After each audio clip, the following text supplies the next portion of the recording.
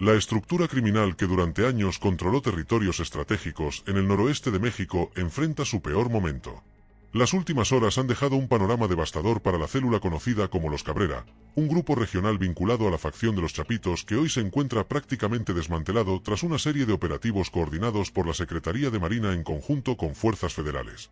De acuerdo con diversas fuentes de inteligencia y reportes de seguridad, el saldo preliminar habla de al menos 234 elementos perdidos entre neutralizados, detenidos y desertores que han abandonado las filas de esta organización en medio del caos interno que atraviesa el Cártel del Pacífico. Pero eso no es todo.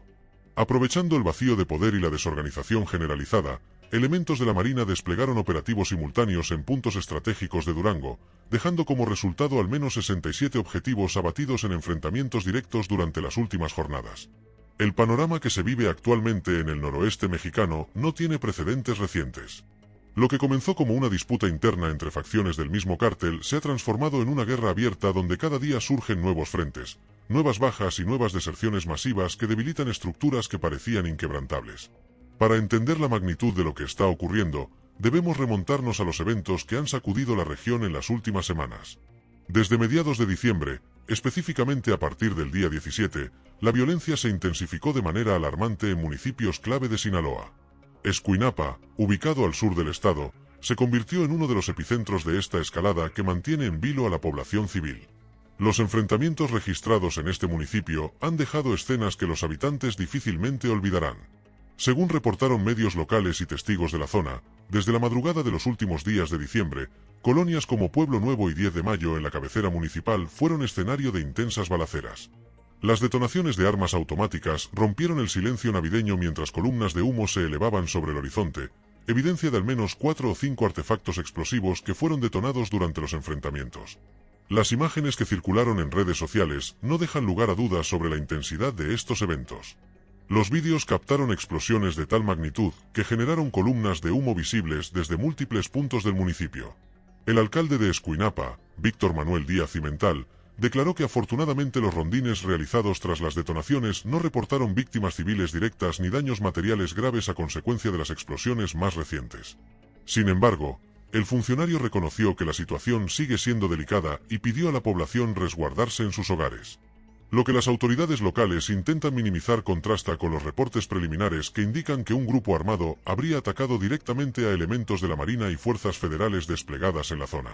Este ataque derivó en enfrentamientos que se extendieron por varios puntos de la periferia del municipio, obligando a las fuerzas de seguridad a responder con todo el peso de su capacidad operativa. En este contexto de violencia generalizada es donde la célula de los Cabrera ha sufrido los golpes más contundentes. Esta estructura, que operaba como brazo regional encargado de controlar rutas de trasiego y puntos de distribución en la sierra entre Sinaloa y Durango, quedó atrapada en medio del fuego cruzado. Según fuentes consultadas, muchos de sus integrantes optaron por abandonar las filas ante la falta de respaldo y la presión constante de las fuerzas federales. Las deserciones comenzaron de manera gradual hace algunas semanas, pero se aceleraron dramáticamente en los últimos días. Informantes señalan que sicarios que durante años mantuvieron lealtad a esta estructura simplemente desaparecieron de sus posiciones, algunos entregándose a las autoridades y otros huyendo hacia zonas donde esperan pasar desapercibidos. La falta de pagos, la escasez de armamento y la sensación de estar peleando una guerra perdida fueron factores determinantes en esta desbandada. La Secretaría de Marina, conocedora del debilitamiento de esta célula, no dejó pasar la oportunidad. Los operativos desplegados en territorio duranguense fueron planeados con precisión quirúrgica. Aprovechando la información de inteligencia recopilada durante meses y el caos interno que enfrentan los grupos criminales, elementos navales ejecutaron incursiones en campamentos, casas de seguridad y puntos de vigilancia utilizados por los Cabrera. El resultado habla por sí mismo. En menos de una semana, las bajas acumuladas por esta organización ascienden a cifras que no se habían visto en operativos recientes. Los 67 elementos neutralizados en Durango representan apenas una parte del golpe total, pero evidencian la efectividad de una estrategia que combina presión militar constante con el aprovechamiento del desorden interno que viven estas estructuras. Pero la crisis de los Cabrera no es un caso aislado.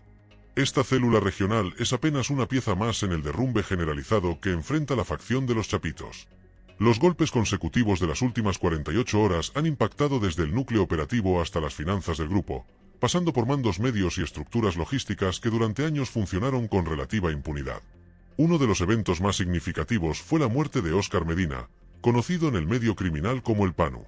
Esta persona era identificada como mano derecha y operador de máxima confianza de Iván Archibaldo Guzmán Salazar. El Panu no era un sicario más. Conocía rutas de trasiego, mandos intermedios y decisiones estratégicas que solo el círculo más cercano del liderazgo manejaba.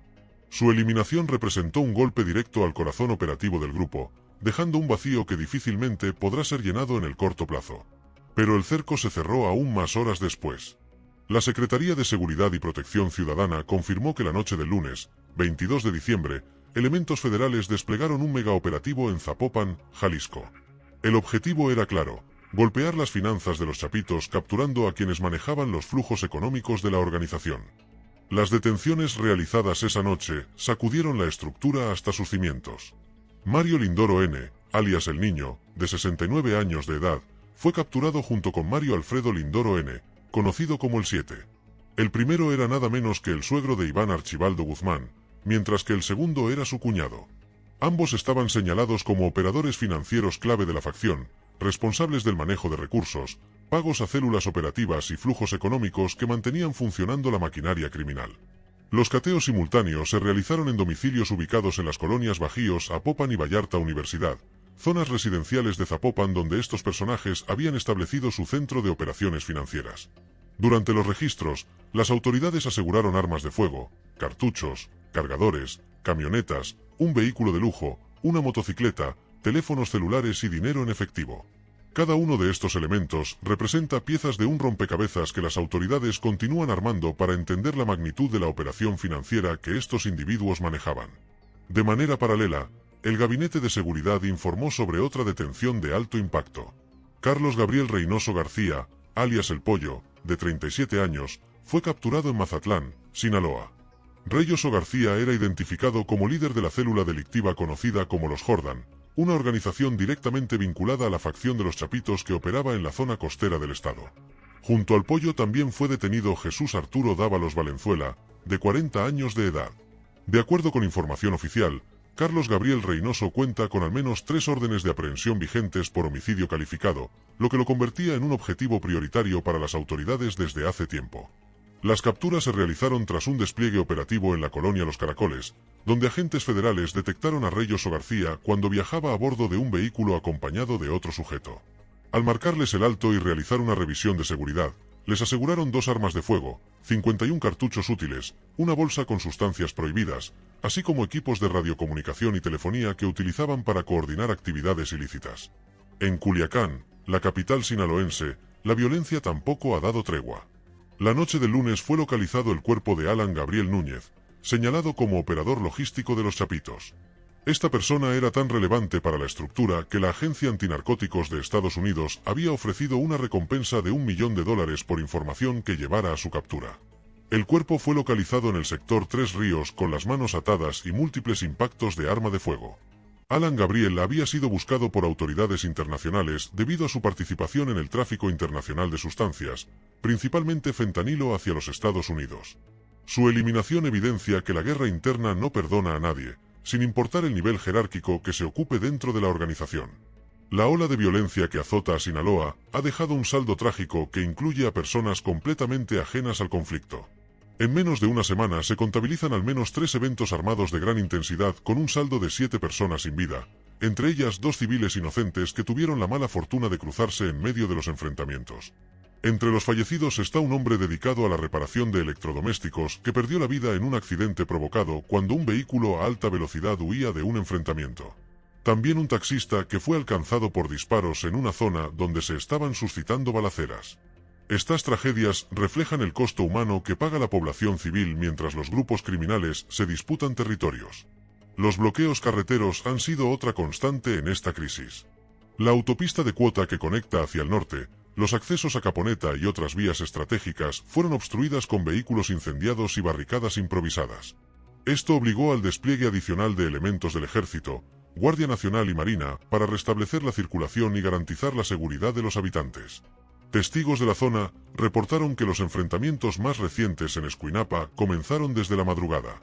Las detonaciones fueron tan intensas que muchos pensaron en un primer momento que se trataba de fuegos artificiales propios de la temporada navideña. Fue hasta que vieron las columnas de humo elevarse sobre el horizonte cuando comprendieron la gravedad de lo que ocurría afuera de sus hogares. El presidente municipal de Escuinapa ha reiterado en múltiples ocasiones el llamado a la población para mantenerse resguardada. Ante la reiteración de hechos violentos, las autoridades locales reconocen que la situación rebasa sus capacidades y que solo la intervención decidida de fuerzas federales puede restablecer el orden en la zona. Las autoridades estatales de seguridad han sido criticadas por su tardanza en emitir comunicados oficiales. Mientras la violencia se desarrollaba en tiempo real, no hubo un solo pronunciamiento que ofreciera un balance de personas lesionadas o detenidas.